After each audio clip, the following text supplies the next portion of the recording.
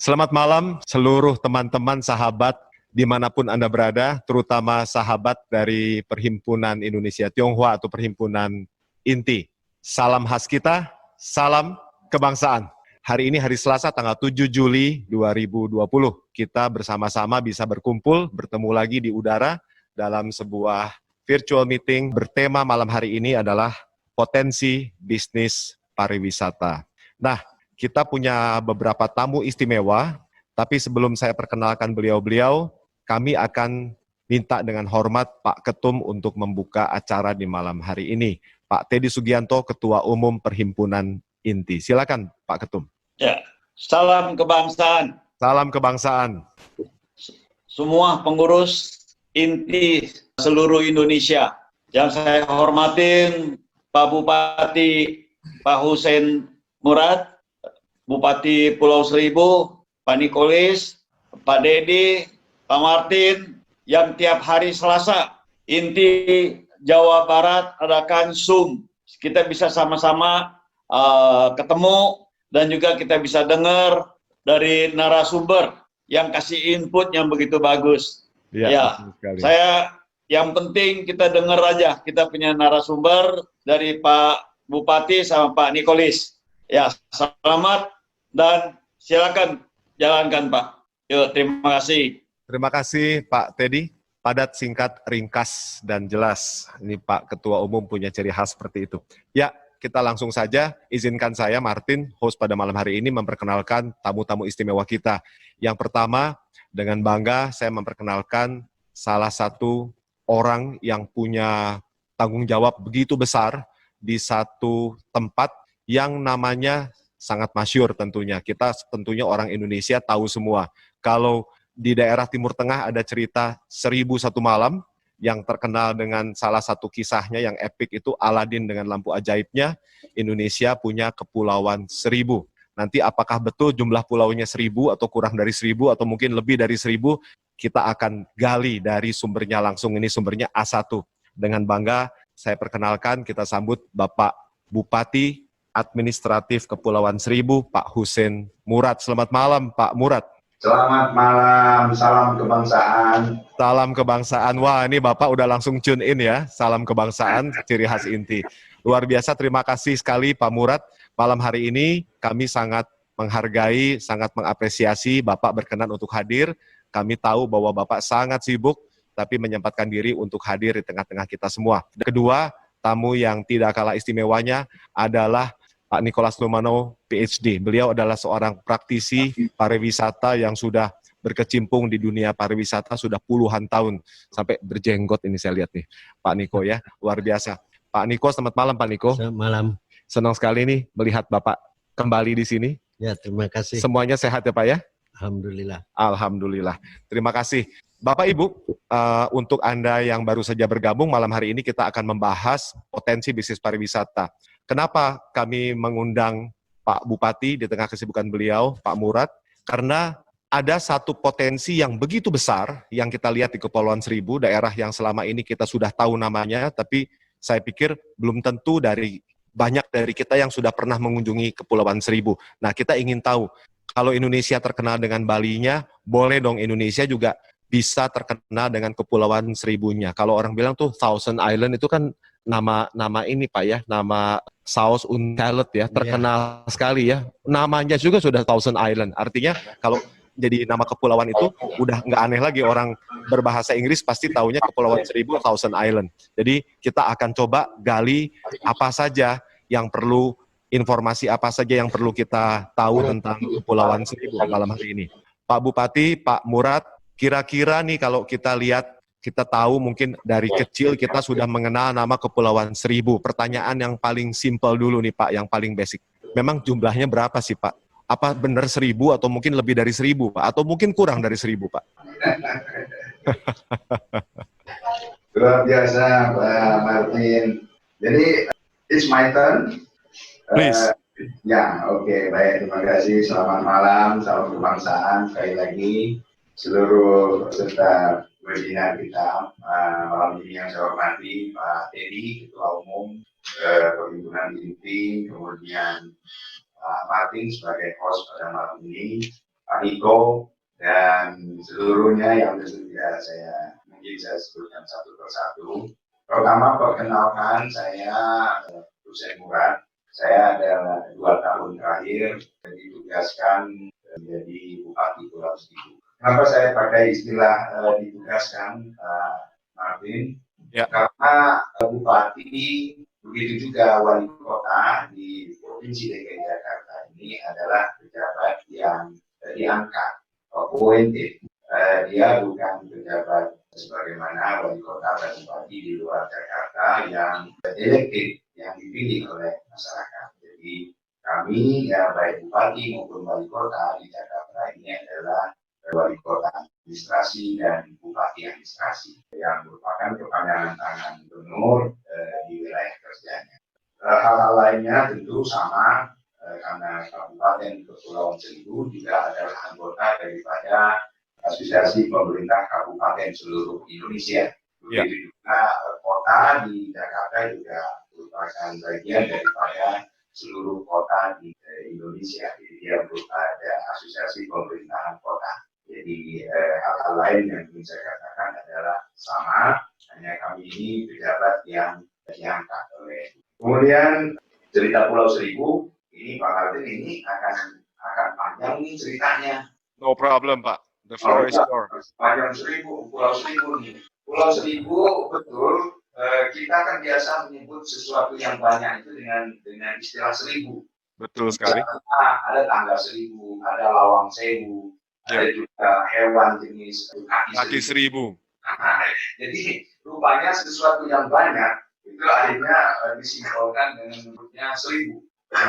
Begitu juga nampaknya Pulau Seribu. Pulau Seribu ini ketika saya ditugaskan di Pulau Seribu ini, di kabupaten ini, di wilayah ini, lalu saya pikir banyak juga pulaunya. Tapi setelah saya hitung pulaunya cuma 110. Jadi tidak 1000. Pulaunya itu 110, dari pulau yang 110 tadi, itu 11 pulau adalah pulau penduduk atau pulau pemukiman.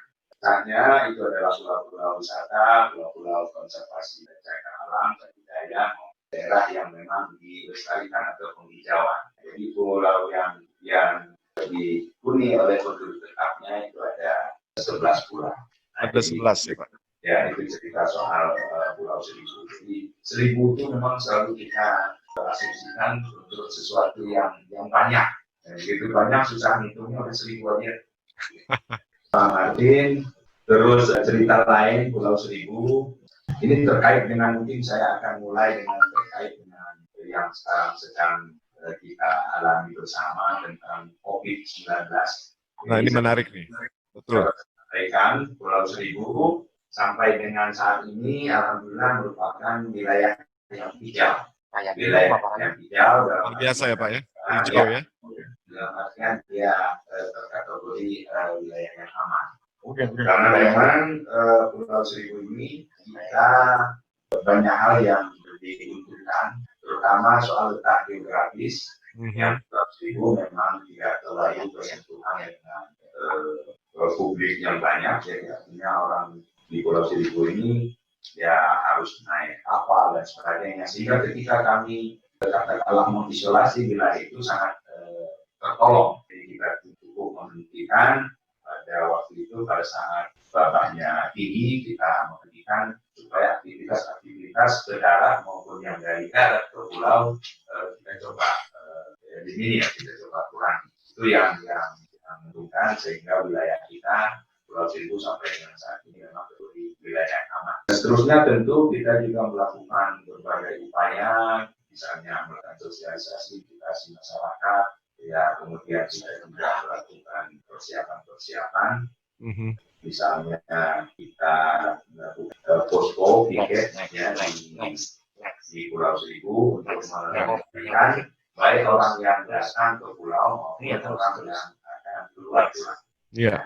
Dan juga memberikan berbagai bantuan terutama sembako kepada warga yang memang terdampak karena aktivitas di sana tentu ada beberapa dampak terhadap ekonomi masyarakat, sehingga diberikan bantuan sembako.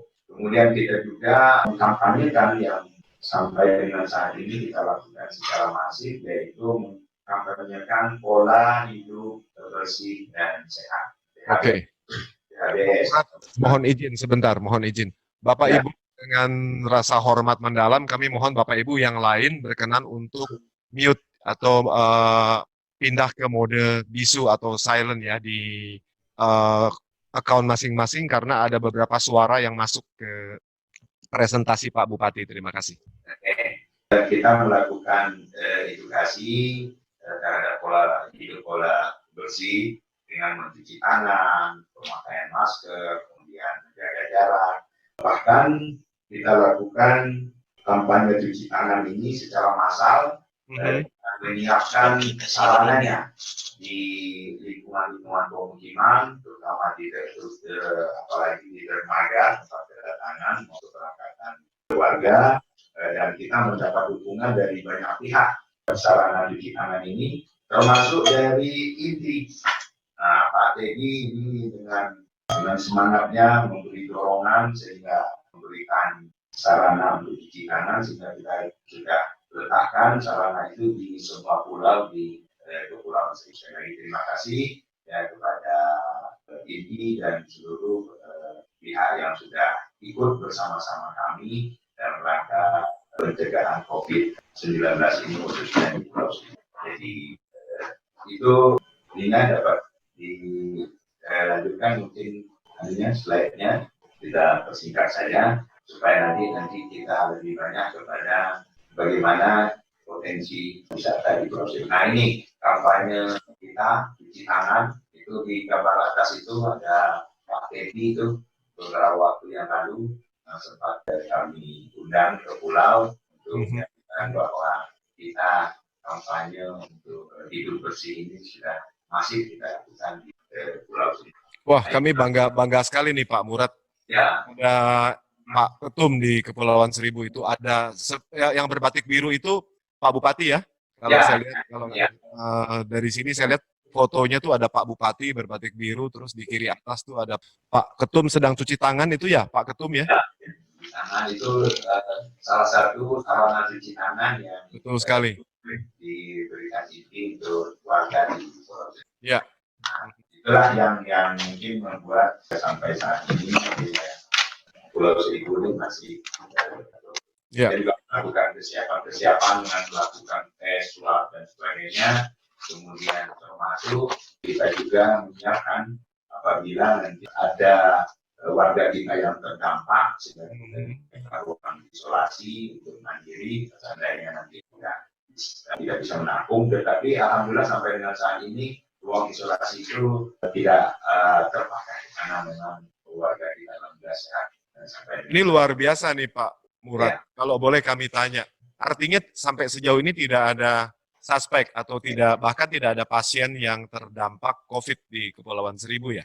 Ya, ada Pak Martin, kami cuma jumlahnya tidak terlalu signifikan, yaitu sampai saat ini ada 3 yang memang sempat dirawat di mudah-mudahan itu sudah sembuh. Tapi dalam artian dengan luasan wilayah dengan penduduk ini sehingga Pulau Seribu masih terkategori zona hijau ya.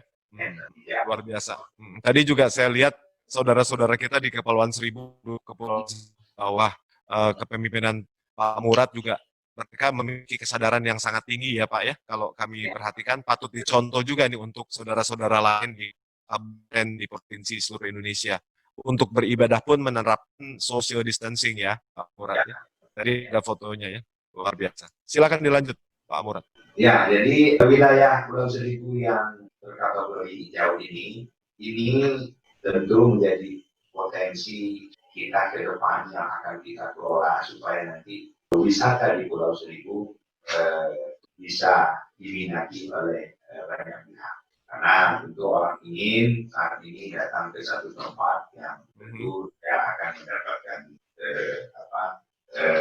hiburan, mendapatkan istirahat, tetapi juga sehat. Nah, jadi ada 2 dimensi yang saat itu sedang kita hadapi, yaitu bagaimana kita tetap aman, tetapi juga kita bisa produktif. Nah, aman dan produktif ini dua sisi yang harus seimbang, karena tidak mungkin kita juga mengurung diri selamanya di rumah, ketika beraktivitas itu akan berdampak juga kepada masalah geliat ekonomi. Ya, baik. Geliat ekonomi itu harus bisa berjalan, tetapi dimensi amannya ini tentu harus kita tetapkan. Nah, itulah yang kita lakukan saat ini di Pulau Seribu. Kita sudah mulai beraktivitas, kegiatan ekonomi bisa berjalan, tapi tetap memperhatikan protokol kesehatan. Baik, jadi kunjungan wisatawan ini memang fluktuatif ya. Iya. Tapi setiap akhir pekan itu di semua pulau ini oleh wisatawan. Jadi ini nggak main-main nih angkanya nih Pak Murad, tinggi juga ya? Ya. Tinggi juga, ini hampir 900.000 orang datang setiap tahun ya? Iya. Oke. Ya, jadi wisatawan di Pulau Seribu tadi saya berikan lagi, underline lagi. Jadi ada wisatawan yang tujuannya adalah pulau resort, ya. Kemudian ada wisatawan yang tujuannya adalah pulau pemukiman. Nah, jadi 11 pulau pemukiman ini juga pulau-pulau yang siap menerima kunjungan wisata. Nah, kunjungan wisata di pulau pemukiman. Jadi jangan diartikan bahwa pulau wisata ke Pulau Seribu itu berarti kita datangnya ke pulau resort saja. Tidak. Anda juga bisa memilih, bisa berkunjung ke pulau resort atau bisa berkunjung ke pulau pemukiman yang juga ada. Semua pulau pemukiman tadi ada sarana untuk tinggal di sana, bermalam di sana yang kita sebut dengan homestay tadi. Homestay ini adalah rumah yang dikelola oleh warga setempat yang siap menerima tamu wisatawan bermalam di sana dan dengan fasilitas yang cukup memadai. Ya. Kemudian kita juga biasa melakukan festival pentas seni dan sebagainya. Ini tahun lalu kita menghadirkan figur-figur yang cukup terkenal seperti misalnya ada band Wali ya, itu kita tampil di Pulau Seribu tahun lalu. Terus memang tahun ini memang ada beberapa yang memang kita sudah dulu pelaksanaan. Kemudian di Pulau Seribu juga kita ada event namanya Abang dan None Jakarta. Nah, itu ada juga di Pulau Seribu. Tetapi plus di samping Abang dan None juga Pulau Seribu punya yang disebut dengan Putra Putri Bahari. Putra Putri Bahari, wah ini sesuai namanya karena ini kepulauan ya? Ya, karena kita kepulauan, kita juga ada duta-duta kita, duta-duta wisata kita, tidak saja Abang dan None, tetapi juga Putra Putri Bahari. Ini adalah remaja-remaja yang potensial, yang tampil, yang penuh dedikasi untuk bersama-sama kita mempromosikan wisata di Pulau Seribu. Nah, kita juga ikut ya pameran-pameran yang diselenggarakan di darat ya, ada di beberapa mall, di beberapa kesempatan expo juga kita sudah mulai mengikuti untuk memperkenalkan potensi-potensi wisata di Pulau Seribu. Iya, keren banget nih ya. Ada Putri Bahari ya, selain Abang None, dari Pemprov DKI Jakarta juga Kepulauan Seribu punya program juga namanya Putra Putri Bahari, keren. Putra Putri Bahari, baik. Kemudian juga kita pengembangan destinasi wisata lainnya, misalnya kita lakukan juga mengeksplor potensi water sportnya. Nah, water sportnya ini pernah kita gelar di Pulau Tidung. Ini ada yang kita sebut dengan triathlon. Ya, ada di Pulau Tidung tahun lalu kita lakukan, kita juga melakukan aquathlon. Jadi memang berbagai event kita lakukan untuk mencari kunjungan wisatawan di Pulau Seribu. Nah, ini kemudian Pak Martin, kita juga ke depan ya dalam rangka menyiapkan Pulau Seribu ini menjadi sebuah kawasan wisata yang baik. Kita juga sudah ada perencanaan ke depannya menata beberapa kawasan di Pulau Seribu. Misalnya, ini adalah salah satu pulau pemukiman sudah kita lakukan kedepannya, sehingga wajah Pulau Pramuka nanti tentu akan lebih baik daripada kondisi yang ada saat ini. Ini beberapa perencanaan, saya pikir ini tidak terlalu ini bisa dipercepat saja. Di samping Pulau Pramuka, juga Pulau Tidung juga kita sudah siapkan konsep penataannya untuk mempercantik Pulau Tidung ini dalam rangka menyambut kunjungan wisata yang tentu ke depan akan semakin banyak. Kapan kira-kira direalisasikannya ini, Pak? Ya, sebetulnya ini sudah mulai ya, Pulau Tidung khususnya pada tahun ini kita beberapa dari bagian daripada perencanaan ini sudah kita lakukan. Tetapi sekali lagi memang ada beberapa yang harus tertunda karena aktivitas adanya COVID ini memang ada beberapa yang memang harus kita tunda dulu. Tetapi perencanaan ini tetap memang sudah kita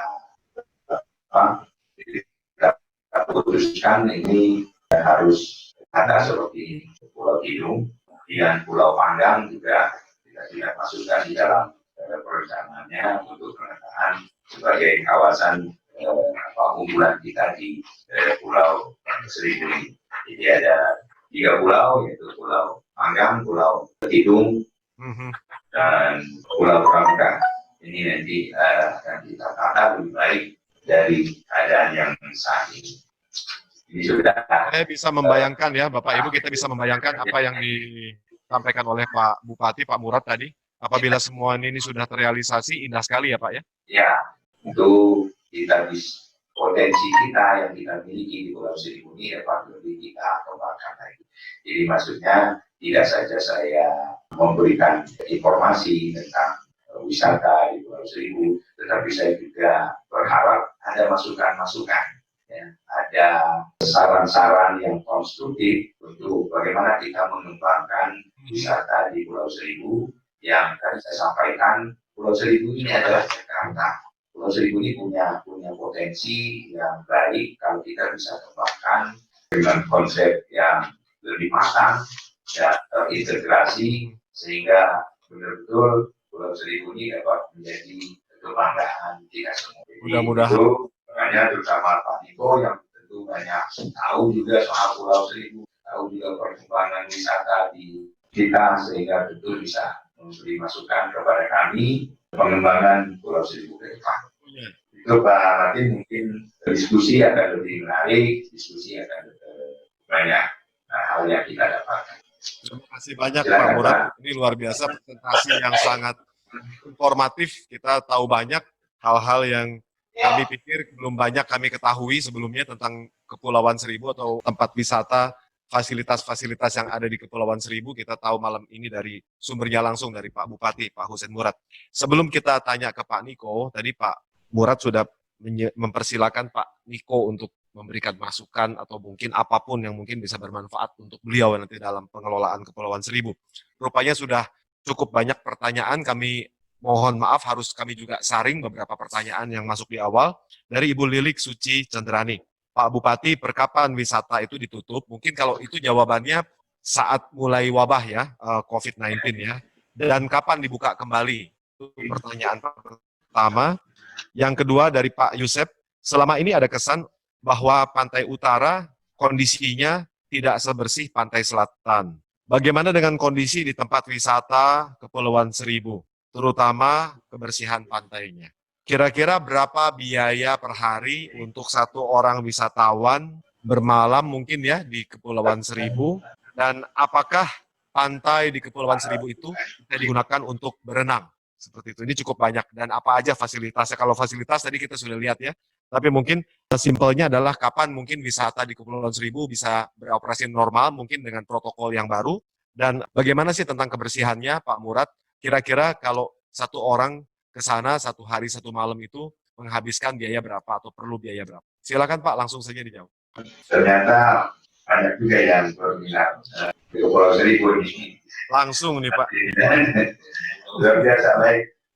Jadi memang kemarin begitu adanya wabah COVID ini memang kita tentu harus mengutamakan keselamatan baik itu pengunjung maupun warga setempat. sehingga kita lakukan penutupan aktivitas di Pulau Seribu, yaitu sejak diberlakunya PSBB di Jakarta. DKI ya.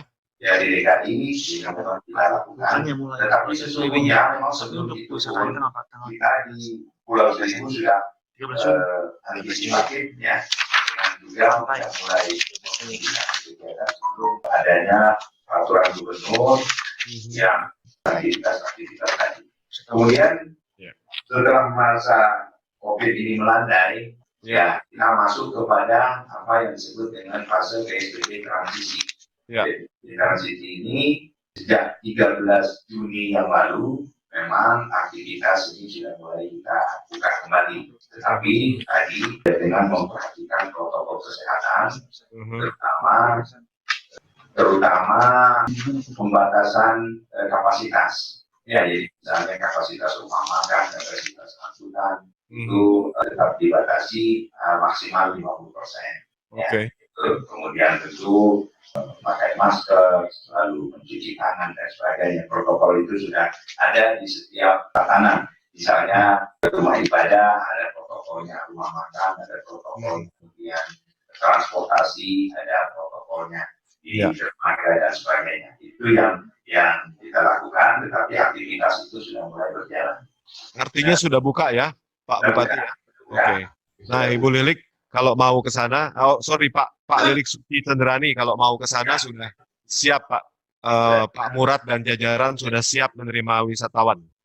Ya, saudara-saudara kita di Kepulauan Seribu sudah siap menyambut wisatawan. Pak Lilik mungkin ini dari Tasik nih ya, Pak Lilik Suci Cenderani. Ayo bawa teman-teman dari Tasikmalaya untuk ke Kepulauan Seribu nih.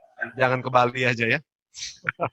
Kemudian pantai tadi ya, pantai yang kotor tadi sempat disinggung ya, memang Teluk Jakarta ini bermuara banyak sungai, ya bermuara banyak sungai, dan Jakarta saja ada 13 sungai yang bermuara di Teluk Jakarta. Jadi memang salah satu yang menjadi concern kita adalah bagaimana memelihara laut ini supaya tetap bersih. Ya itulah yang kita lakukan setiap hari dengan perangkat yang ada untuk selalu memelihara kebersihan di pantai ini. Alhamdulillah di Pulau Seribu ya dapat saya sampaikan masih biru ya, masih biru. Nah itu di Pulau Seribu. Nah, kemudian tadi berapa saya harus mengeluarkan biaya kalau datang ke Pulau Seribu. Ini sangat variatif karena tergantung kitanya mau kemana. Di sana ada tipikal gini, transportasinya aja ada dua model. Misalnya dengan kapal cepat dari Marina Ancol. Ini tentu harganya 125.000 ya, itu orang ya? Per orang. Oke. Tetapi kalau kita dengan kapal dari Muara Angke, itu ada kapal perhubungan itu dengan ongkos 65.000. 65.000 setengahnya ya, lebih murah ya Pak Murad? Ya, lebih murah. Kemudian di pulaunya kita ingin kemana? Kalau kita ingin ke pulau pemukiman, yang dimana fasilitas menginapnya itu adalah homestay, tentu ini berkisar antara 300 sampai 500.000 per malam. Tetapi kalau kita ingin ke pulau resort, tentu itu di atas 1 juta lah. Jadi sekali lagi memang ini sangat variatif, tergantung kitanya mau kemana ke pulau. Itu juga kita nanti di sana makannya di mana. Nah, tentu dirasakan menunjukkan. Tetapi sekarang sebetulnya informasi soal Pulau Seribu ini sudah sangat terbuka ya. Bapak Ibu bisa searching di Googling aja, tulis Pulau Seribu aja udah keluar itu informasi tentang Pulau Seribu, apakah kita akan ke sana, dan banyak sekali travel itu yang memang bisa diakses secara online. Iya, betul. Itu lebih aktual informasinya, karena informasinya saya sampaikan ini relatif, karena mungkin hari ini harganya segitu, besok dan lain lagi. Tapi saya sarankan untuk selalulah mengikuti di googling aja itu soal Pulau Seribu, apapun itu sudah ada, mau ke sana dan sebagainya, mau apa tujuannya, sudah banyak sekali. Kalau tadi nggak salah nyimak dari yang Pak Murad sampaikan, untuk paket super hemat mungkin kita cukup untuk bermalam, 1 malam di Kepulauan Seribu di homestay. Kita perlu untuk bolak-balik naik kapal biayanya 65.000, bolak-balik 130, paling murah cari homestay 300, 430, dengan makan mungkin cukup kira-kira untuk paket yang paling murah 500.000 untuk 1 hari 1 malam ya. Ya. Sangat-sangat terjangkau dan kelihatannya ini banyak peminat ya. Kalau paket yang borosnya ya mungkin mau berapapun sekuatnya menghabiskan uang ya, Pak Murad ya. Tapi ini menarik nih karena untuk sekarang hampir tidak mungkin kita mengeluarkan biaya begitu rendah untuk pergi ke satu tempat pantai 1 hari 1 malam dengan akomodasi, dengan transportasi sekitar 500-600 ribu itu hampir tidak mungkin, dan Kepulauan Seribu masih menyediakan kemungkinan untuk para wisatawan yang memilih low budget package untuk liburannya. Terima kasih. Nah, kita sekarang ke Pak Niko. Tadi Pak Murad sudah ingin banyak juga mendengar dari Pak Niko. Pak Niko, asik banget ya penjelasan tentang Kepulauan Seribu ya. Ya, Wah, saya banyak hal yang baru saya ketahui malam ini nih Pak Niko nih. betul. Nah, Pak, Bapak sebagai praktisi yang sudah puluhan tahun dengan pengalaman yang sudah kemana-mana, kalau saya lihat Bapak sebagai junior Bapak, saya amati nih Pak Niko nih tidak hanya untuk Indonesia, tapi juga keluar. Bapak bahkan sangat aktif di tourism board di beberapa negara. Saya mau tanya Pak, kalau satu daerah ya bisa dikatakan layak dijadikan atau layak menyebut dirinya daerah pariwisata itu syaratnya apa aja sih Pak Niko? Terima kasih. Ya. Selamat malam Pak Bupati dan Pak Teddy selaku Ketua Inti. Salam kebangsaan. Salam kebangsaan. Semuanya. Ya. Dan terima kasih sekali saya berikan kesempatan untuk bertatap muka dengan Pak Bupati dan seluruh anggota Inti se-Indonesia. Ya. Bahwa kita mengetahui, saya katakan kali ini bahwa Pulau Seribu mempunyai opportunity saat ini dengan COVID. Oh, opportunity. Ya. Malah opportunity ya. Betul. Sementara yang lain Nanti bilang saya ini COVID. akan kasihkan mapping kenapa dia akan menjadi satu market opportunity. Itu yang harus diketahui. Bahwa masalah COVID ini adalah merupakan satu catastrophic risk factor.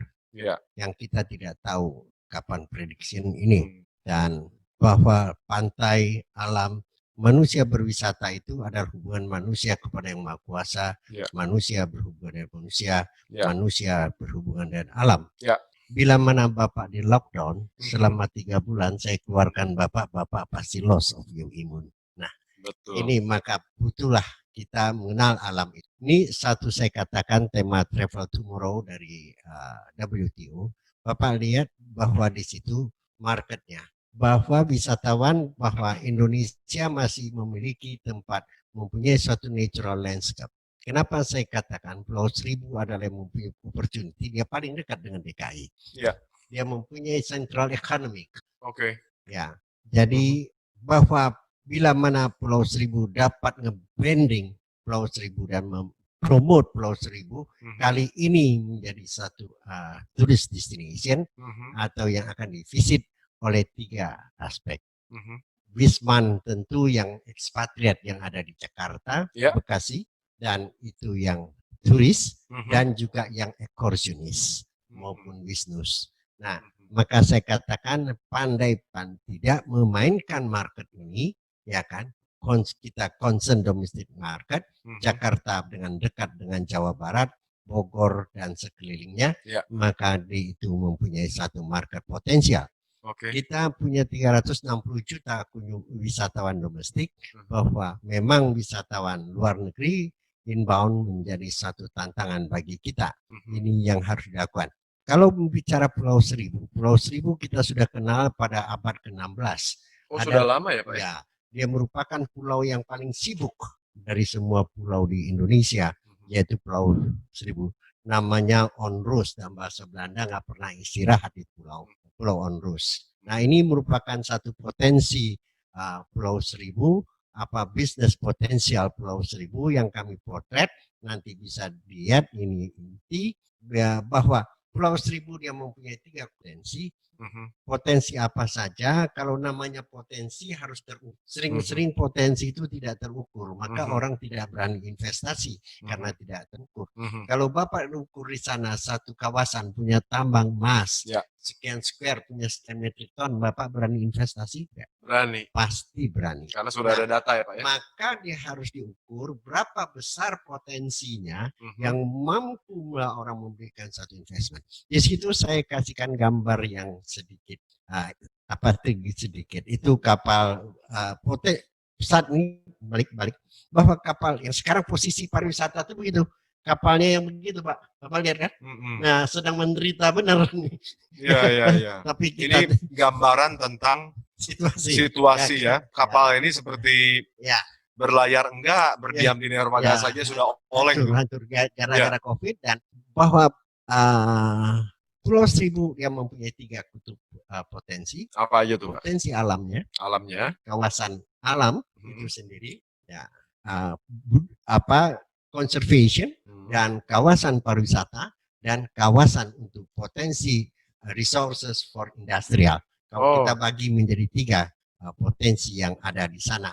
Next, saya katakan, inilah Pulau Seribu yang tadi Bapak sudah sebut, yang saya sudah tidak perlu uraikan lagi, tadi sudah disampaikan kepada Bapak. Kami pernah melakukan penelitian dan pengkajian di pulau ini. Next, terus. Nah inilah posisi COVID sekarang ini kurang lebih begini kita Pak. Tapi kayaknya sih Pak Niko bukan cuma industri pariwisata nih ya, hampir semuanya nih kondisinya mirip-mirip kapal begini. Di seluruh dunia, ya kan, posisi pariwisata yang saya katakan adalah di dalam satu collab, bukan di Indonesia saja. Tapi kita harapkan Indonesia bisa lebih cepat bangkit karena pariwisata menjadi satu yang mampu menjadi satu engine, menjadi suatu motor penggerak seluruh ekonomi UKM. Begitu restoran dibuka, nelayan dapat ikan. Semua dia secara direct dan indirect income segera berjalan untuk UKM dan mikro dan makroekonomi. Itu dia cepat sekali bergerak. Oleh karena itu WHO, kami WHO dan WTO, kita hampir tiap malam kita membahas, mengkaji, kita membuat berbagai skenario. Bagaimana kalau skenario V, bagaimana skenario W, bagaimana kalau skenario U, bagaimana skenario L dan J, dan bagaimana kita mengantisipasi tentang aspek ekonomi terhadap juga perkembangan pariwisata. Next, saya katakan lanjut. Inilah beberapa pulau yang katakan yang tadi kata dibagi menjadi ada potensi. Menjadi community based tourism development yang juga tadi dikatakan ada masyarakat di homestay dan sebagainya, ada yang resort, itu sendiri terbagi. Next, ini yang saya katakan sumber daya alam industri, cagar alam pariwisata, dan taman nasional pariwisata. Itu menjadi 3 big zone, Pak. Terus next. Nah, inilah pulau Pang yang punya airport sebenarnya. Ini Sleeping Giant Island, dan punya airport di situ, ya kan, Pak, yang juga airportnya kecil dan juga akan direncanakan dikembangkan, dan tadi saya sudah lihat. Next, saya percepat karena waktu sangat terbatas. Next, ini pulau ini. Nah, kami melakukan sebenarnya sudah harus kali tayang film, Pak. Namanya Pulau Onrus. Pulau yang tidak pernah istirahat sejak abad ke-16. Memang di Pulau Seribu itu memang tempat wisata sejak raja-raja Banten. Di situ Pulau Seribu, Pulau Onrus ini, ya kan, Pulau Seribu itu memang, dan tempat persinggahan kapal-kapal Eropa sebelum masuk ke Indonesia, sebelum masuk ke Batavia, dia berada di Onrus. Dan kemudian berhubungan dengan COVID, bahwa Pulau Onrus dulu juga tempatnya karantina. Next, percepat saja. Nah, inilah mulai 1615 kondisi pulau itu, 1818 kejadiannya, dan di situ dikenal ada Belanda, Inggris, Poland, Germany, Jepang. Nah, ini ada mempunyai satu market, dan market Arab Saudi, di mana orang-orang berangkat ke Mekah dulu, di sana di karantin terlebih dahulu, dan di sana punya hospital. Dan pulau ini bila kita grab dan dia mempunyai satu data history, dan ini bagus sekali untuk satu student tour. Ya, karena kami sudah membawa satu student, sekian ratus student, kita memberikan mereka simulasi satu student tour yang dilakukan satu enjoy learning method, mempunyai satu tahu sejarah. Apakah orang Batavia tahu nggak sejarah Belum ini yang tentu, di ya. depan, yang di depan mata mereka? Betul, Pak. Ini saya Ya. baru lihat juga Pak Niko Ya, kan? bahwa historical content dari Iya. disebutnya apa tadi Pak? Ondrus ya Pak. Ya? Ondrus. Pulau yang tidak Pulau pernah lain, tidur Pulau atau Ondrus, Pulau pulau yang Seribu ini tidak ya. pernah, pulau yang sibuk, pulau yang unrest. Ya. Andres ya. Andrus, Ya. ya kan? Onrus. Ya. Nah, ini nama pulaunya kami telah explore, kami membuat filmnya next. Nah, inilah. Nah, ini kondisi ada arwah Maria van de Waal dan kisah-kisah seram, seru, dan kita buatkan di dalam satu film. Next, ya sudah selesai, tinggal tayang sebenarnya. Arwah Hasan ini semua sudah kita buat filmnya di sana, Pak, dengan kerjasama dengan beberapa supporter yang untuk dilakukan. Next, nanti mudah-mudahan Pak Bupati akan kick off nanti yang gongin film Onrus ini. Ya, please dokter, Bapak ini kondisi yang real. Ya, terjadi wabah pada saat itu di sana, dan di sana di karantina di Pulau Onrus. Next, di sana Pak, ini sorry nih Pak, ini menarik juga. Boleh balik slide. Artinya film ini sudah dalam proses pembuatan Ya. Pak ya. Kapan sudah selesai syuting? Sudah selesai. Sudah selesai, semua sudah Mantap. selesai. Kami sudah selesai lakukan dan sudah proses. Filmnya sebenarnya teasernya bisa diputarkan, tetapi mungkin waktu tidak cukup. Next. Oke. Ya. Nah, di other slide, ya mungkin foto-foto tadi di Onrus tadi boleh, ya PDF. Saya kasih highlight PDF-nya apa? Ya. JPEG boleh, Pak. JPEG-nya secara cepat saja. Ini kegiatan-kegiatan yang kita lakukan di Pulau Onrus karena kita Pak bikin pariwisata, Pak, bagaikan satu CD. Apa tuh artinya Pak? Satu lagunya yang enak saja pasti orang beli semua CD. Oh iya ya. Jadi yang mana yang akan menjadi konsentrate? Nah, ini satu pada masa COVID, kawasan-kawasan itu harus berbuat apa? Karena akan terjadi 3 sekian perubahan. Business change, teknologi change, dan business change, social change. Ya. Maka Kepulauan Seribu harus SDM-nya mempersiapkan. Jadi manajemennya harus akan terjadi perubahan, teknologi akan terjadi perubahan. Pak Martin, saya tidak takut wisatawan kena COVID. Yang saya takut itu kalau sampai Pulau Seribu satu kawasannya kena COVID, pasti kena ban. Iya betul.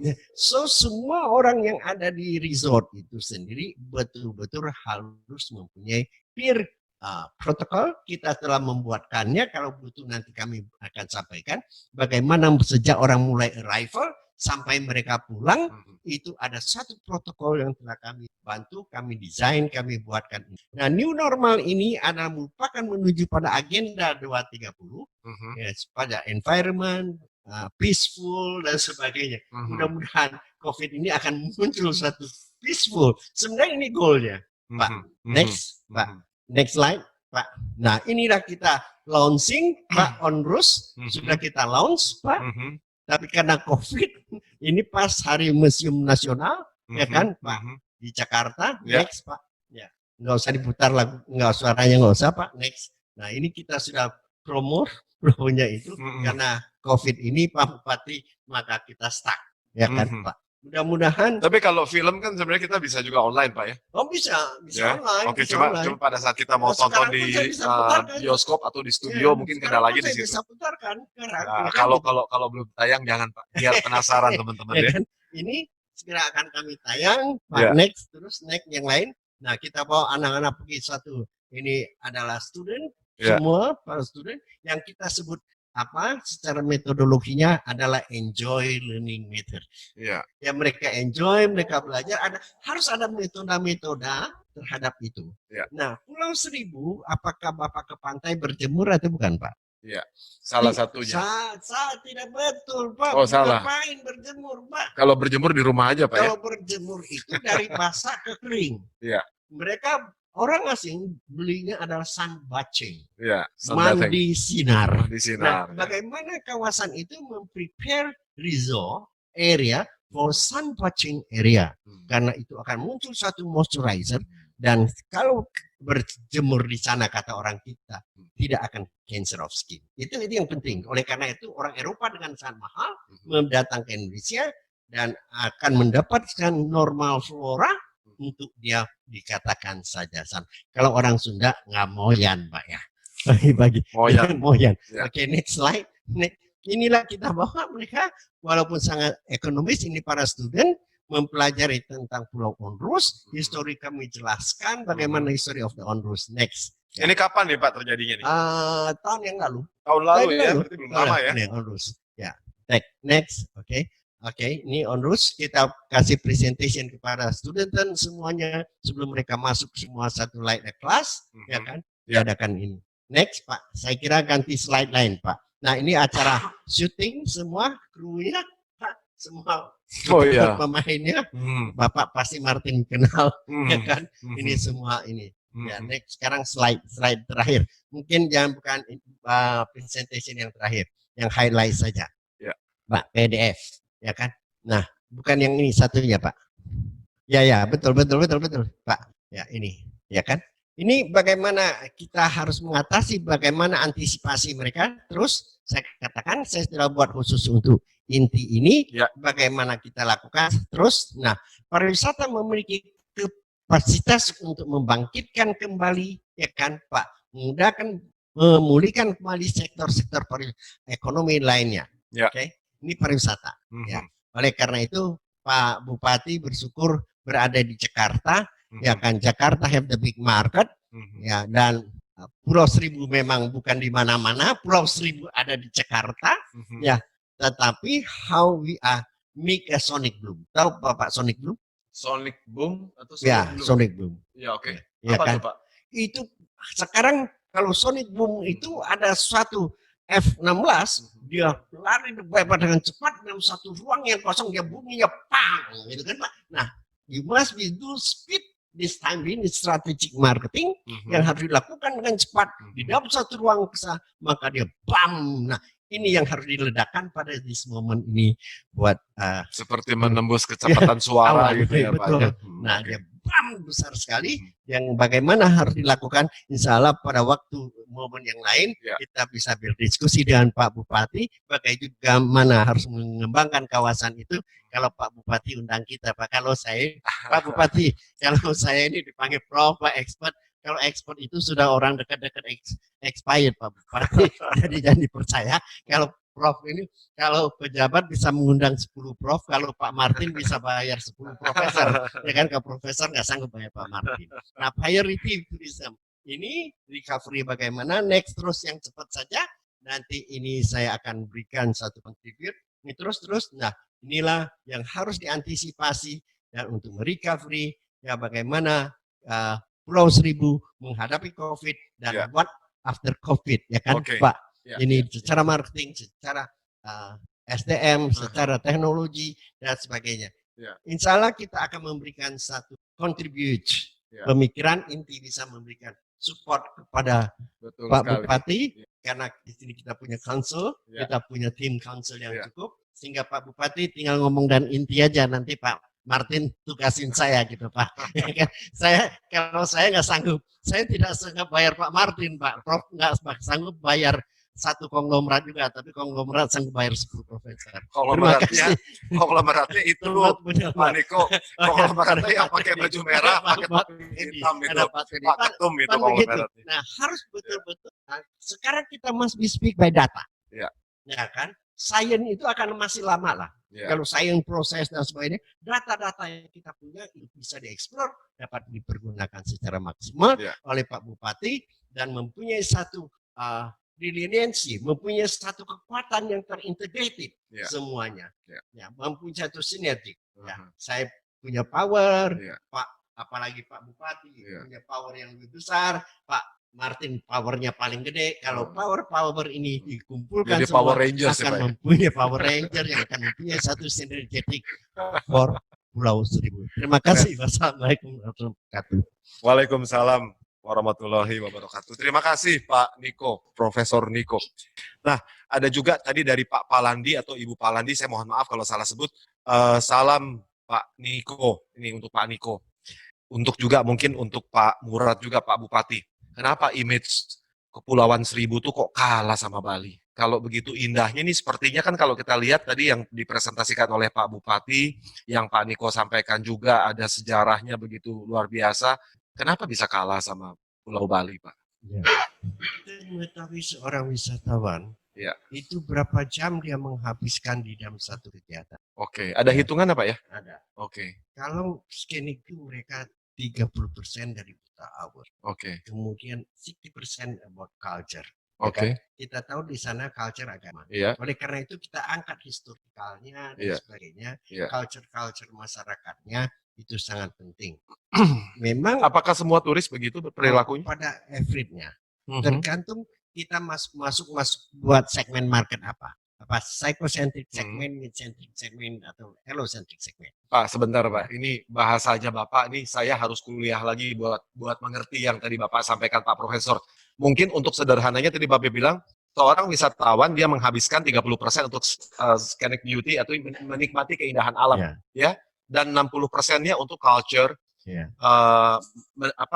learning the culture Ya, gitu ya Pak ya, untuk mempelajari kultur dari masyarakat yang ada di daerah Ya, tersebut. ya. Artinya justru kalau kita lihat orang lebih tertarik untuk kultur ya Pak ya. Ya, betul. Kalau Oke. namanya tur khususnya untuk orang asing, Aha. tur itu bukan jalan-jalan. Oh, iya iya iya. Kalau Bapak wujud satu tur pasti punya satu tujuan institusional, Mhm. yaitu learn, study, and share. Apa yang saya bisa dapatkan kalau saya ke Pulau Seribu? Mhm. Nah, itu yang harus terdeskriptif, yang harus diangkat oleh pariwisata Pulau Seribu. Katakan saya mau dive Mhm. di sana. Mhm. Nah, tentu kalau Bapak sebagai seorang diver, Mhm. nah, jangan bilang di sini tempat dive. Mhm. Ya, gridnya bagaimana? Tekniknya Oh, bagaimana? Keluarin oke. itu semua grid. Nah, seperti kalau saya pergi dari Kelawatan dulu, saya di Tugasan, kita berangkat sebagai ke Ken. Nah, reef yang ada di sana apakah Berry Reef, apakah Curve Reef, atau reef yang bagaimana? Ya, kan? Iya iya iya. Ya, itu semua jangan hanya bisa gantung, bisa dive di sana. Dive itu selalu adventure. Padahal anak kecil juga bisa bikin moderat, Ya. infrastrukturnya, Ya. ya kan, Pak? Ya. Nah, snorkeling dan sebagainya. Ya. Nah, betul-betul harus betul. Tadi ada, kalau dikatakan ada guide, di sana punya guide. Bukan guide yang dibutuhkan kami kalau sampai di sana. Kita Apa tuh Pak? butuh konduktor guide yang bisa kondak kita. Oh iya iya. Ya. Mhm. Guide yang nggak ngerti apa-apa ngapain gitu kan? Mhm. Jadi harus kondak kita membuatkan satu skenario, cerita, kisah ini dan sebagainya sehingga itu menjadi menarik. Pulau Seribu tidak kalah Bentar dalam nih, Profesor. sebenarnya. Artinya Bali sudah melakukan yang tadi Bapak bilang. Oh ya, Oke. betul. Bali memang dulu Belanda menjadikan dia sebagai satu tempat istirahat. Ya. Kalau di sana dulu tempat niaga, semua kapal-kapal Eropa itu singgah dulu di Pulau Onrus, ya kan? Dan semua data-data sejarah itu ada, bisa dilihat dan itu harus juga diangkat ya sebagai satu. Saya tidak bicara histori, Pak. Kalau histori itu karena Pak Martin yang tulis histori. Kalau Beneta yang nulis jadi her story. Tapi yang saya bawa ini, data ini adalah true story. Yang ada di sana. Artefaknya ada. Ya kan? True story yang pernah ada terjadi di Pulau Seribu. Nah, ini bukan history. Ya. Ini dalam nih yang Pak Profesor bilang. Itu yang betul. Kalau Pak Bupati yang jelasin itu histori ya, laki-laki karena saya nulis jadi histori. Ceritanya. Ya, ceritanya satu sejarah ceritanya. Kalau perempuan yang nulis ya kita dikatakan mungkin jadi her story, ya kan? Tapi yang kita keluarkan ini semua yang ada di Pulau Seribu itu mempunyai true story yang bisa diangkat, mempunyai artefak yang jelas. Iya, betul. Ini kalau ngomong histori Pak, kalau laki-laki katanya kalau bujangan ya, ceritanya my story Pak. Ya. Tapi kalau udah menikah ceritanya her story Pak. Ya. Jadi dia udah nggak kebagian story-nya Pak katanya gitu ya. Nah, Bapak Ibu yang kami cintai, ini pembicaraannya makin menarik dan saya juga lihat ada beberapa senior juga yang harus saya sapa. Selamat malam Pak Yahya Budiman Sunario, ini senior kita yang idenya juga segudang, banyak sekali ide beliau. juga saya lihat banyak teman-teman dari Perhimpunan Inti, Ketua Perhimpunan Inti.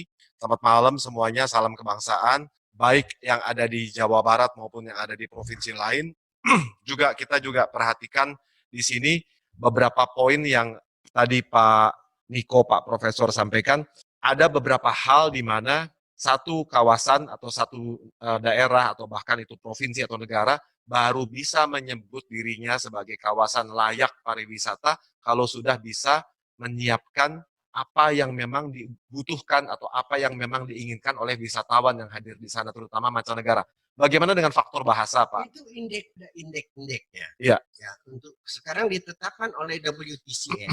WTCF oleh WHO menetapkan sebagai kota wisata dengan ukuran satu indeknya, sehingga dia menjadi satu kota wisata. Saat ini yang telah semacam di sertifikasi ada kurang lebih 159 kota di dunia yang telah masuk menjadi member of WTCF. Nah, itu harus memenuhi sekian indeksnya, environment dan etc. Yang harus sehingga kita bisa keluarkan itu mendapat sertifikasi. Dunia ini sekarang dunia sertifikasi ya, dunia programming. Nah, itu yang harus kita buat programnya dan sebagainya. Nanti kita akan bicarakan after ini, kan Pak? Ya, itu yang harus dilakukan. Nah, kenapa kita sangat sekarang berarti kita juga sudah sangat respecter nih. Vietnam sekarang tidak, sudah zero, ya kan dia sudah start. Singapura grafiknya begitu naik dia tapi dia turun untuk COVID. Kita punya grafik naik turun bergoyang terus gitu kan, turun naik ya kan. Nah, bagaimana dia tidak down dengan grafik data-data statistik?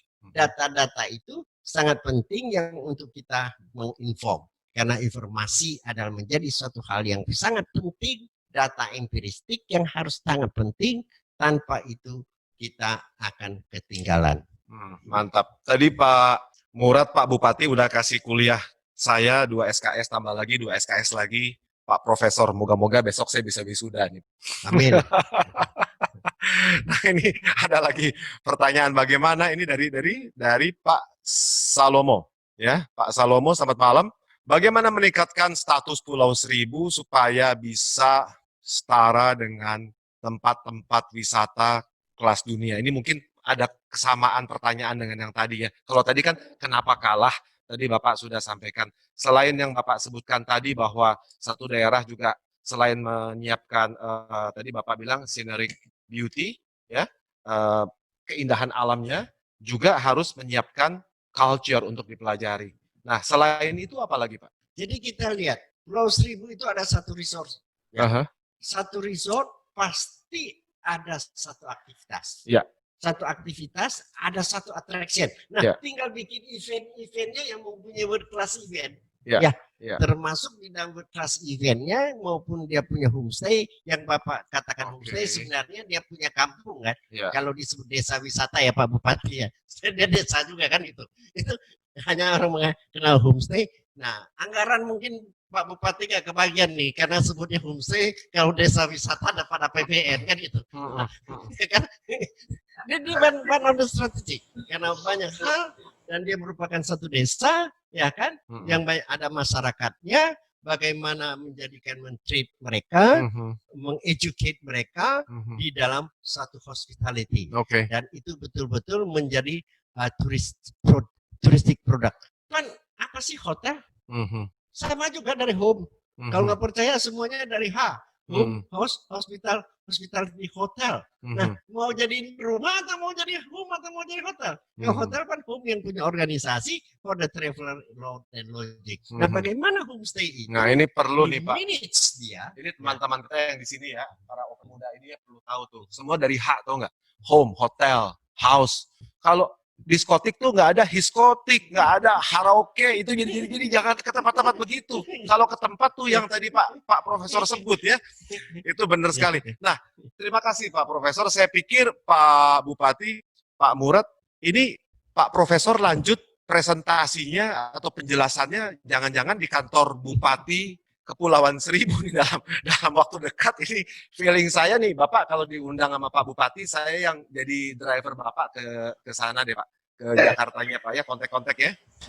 Nah, mungkin saya mohon Pak Murad, Pak Bupati, berkenan untuk memberikan closing statement. Bapak Ibu, kita punya banyak topik yang menarik, informasi yang perlu kita ketahui, yang saya yakin banyak dari kita yang belum tahu sebelumnya tentang Kepulauan Seribu, disampaikan dengan sangat sempurna oleh sumbernya langsung Pak Bupati Kepulauan Seribu, Pak Husein Murad, dan dilengkapi dengan bumbu yang begitu lezat oleh Pak Profesor Niko Lumanau. Terima kasih, ini dua narasumber yang luar biasa.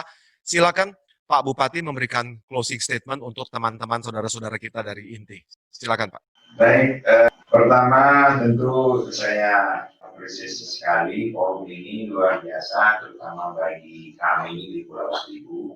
Pertama tentu kami mencoba memperkenalkan kita punya lokasi wisata yang dengan segala plus minusnya ini adalah milik kita, dan dia berada di Jakarta, berada di ibu kota, sehingga tidak perlu jauh-jauh kalau Bapak dan Ibu mau mencari laut yang masih jernih, pulau yang masih hijau, kemudian pantai yang bersih, cukup datang ke Pulau Seribu. Yang kedua, Pak Niko tadi memberi inspirasi banyak. Ya, jadi ternyata memang kita perlu potensi alam itu harus juga didukung dengan budaya, kemudian tentu harus ada aktivitas-aktivitas yang bisa membuat suatu kawasan itu menjadi kawasan wisata. Kemudian dari sisi akses, dari sisi amenitas, dari sisi atraksi, nah ini tentu menjadi perhatian. Memang banyak hal yang harus kita sempurnakan lagi di Pulau Seribu ini, termasuk tadi misalnya akses ke Pulau Seribu ini ternyata belum banyak diketahui oleh banyak pihak. Kemudian yang kedua, dari sisi amenitasnya tentu kita masih harus meningkatkan sarana-sarana, misalnya tadi bagaimana kita punya, kalau Pak Niko tadi istilahnya desa wisata ya, desa wisata yang dengan sarana yang memadai, yang lengkap, yang nyaman bagi para pengunjung. Ini tentu menjadi perhatian dan memang masih sangat terbuka untuk teman-teman Bapak dan Ibu mungkin dari INTI yang mungkin akan mencoba bersama-sama kami untuk meningkatkan pariwisata di Pulau Seribu. Itu masih sangat terbuka kesempatan yang kita tingkatkan dari sisi sarana-sarana yang diperlukan dalam rangka melengkapi aktivitas yang ada di Pulau Seribu. Kemudian tadi Pak Niko soal filmnya ini luar biasa. Jadi memang Onrus itu adalah kawasan yang menjadi cagar budaya kita. Ada 4 pulau di sana, ada Pulau Cipir, Pulau Kelor, dan Pulau Bidadari, dan Pulau Onrus itu sendiri. Jadi ada 4 pulau itu memang menjadi satu kesatuan yang dulu pada abad ke-16 memang menjadi pusat aktivitas dari Hindia Belanda, sehingga pulau itu memang tidak pernah berhenti, unrest, maka disebut dengan Pulau Onrus. Jadi ini luar biasa Pak Niko dengan adanya film ini untuk mengangkat lagi, memperkenalkan lagi potensi-potensi wisata di Pulau Seribu. Saya rasa itu mungkin Pak Martin ya, sekali lagi ini luar biasa, saya merasa sangat tersanjung, sangat terhormat bisa ada di forum yang luar biasa ini, karena Bapak dan Ibu dari Jawa Barat maupun dari seluruh Indonesia, para tokoh yang tidak bisa saya sebut satu persatu hadir saya lihat di webinar kita pada malam ini, sehingga ini sekali lagi tentu akan menjadi nilai tambah bagi kami di Pulau Seribu. Jadi memang Pulau Seribu ke depan kita melihat ada kesempatan kita untuk mengembangkan Pulau Seribu ini menjadi kawasan wisata yang lebih baik lagi dan lebih dikenal lagi. Terima kasih. Mungkin itu dari saya Pak Martin. Luar biasa Pak Murad, Bupati Administratif Kepulauan Seribu, malam yang luar biasa dengan kehadiran Bapak. Kami juga merasa terhormat. Terima kasih untuk Profesor Niko Lumanau juga luar biasa Pak. Banyak yang komen-komen juga yang bilang wah ini Pak Niko ini luar biasa knowledge-nya dan benar-benar makhluk langka disebutnya. Tadi saya baca satu komen di situ. Jangan lupa Pak ya, kalau diundang Pak Bupati ini harus saya yang jadi driver Pak Niko Kepulauan Seribu. Nah, Bapak Ibu, apabila ada kata-kata yang kurang tepat, penyampaian yang tidak pada tempatnya, segala sesuatu yang membuat Bapak Ibu kurang berkenan, kami mohon maaf. Semua yang kami usahakan malam hari ini hanya untuk satu tujuan, kejayaan Indonesia.